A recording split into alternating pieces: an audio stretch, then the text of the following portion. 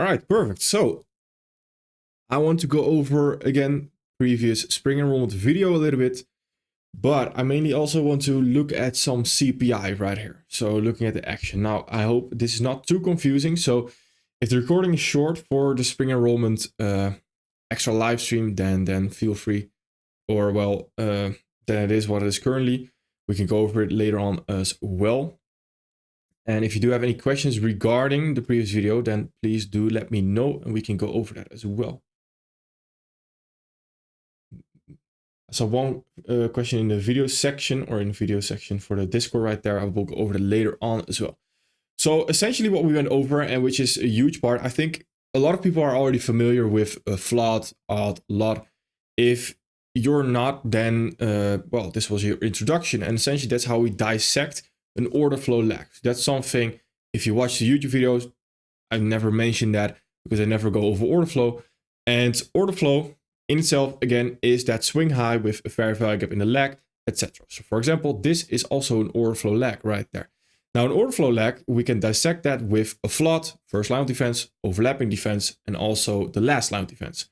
Now, what usually is the case, or well, usually what just is the case, is the first line of defense is the first premium rate that we run into in this case.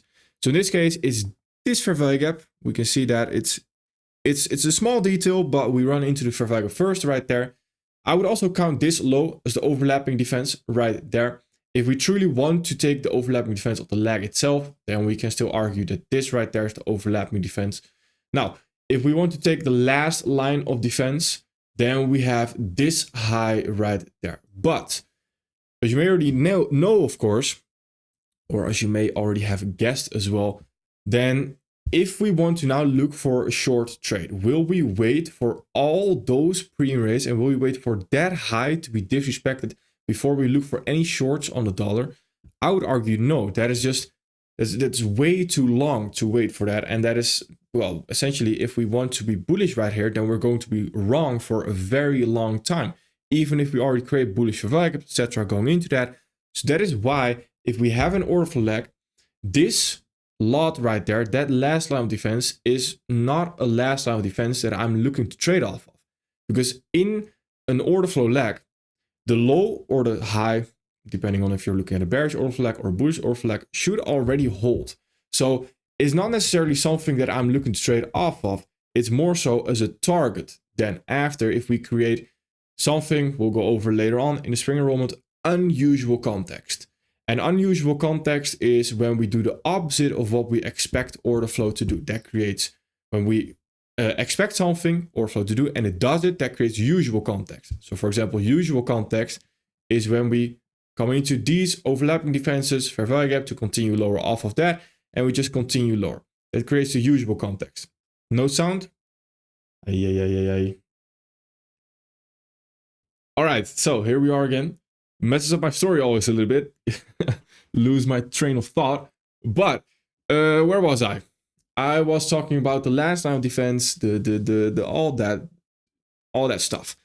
So essentially, where was I actually? I was yeah, well, let me start over a little bit. I was talking about this last line of defense in an order flow lag right there. And when we have an order flow lag, we also expect an order flow lag to hold. So not necessarily to get swept.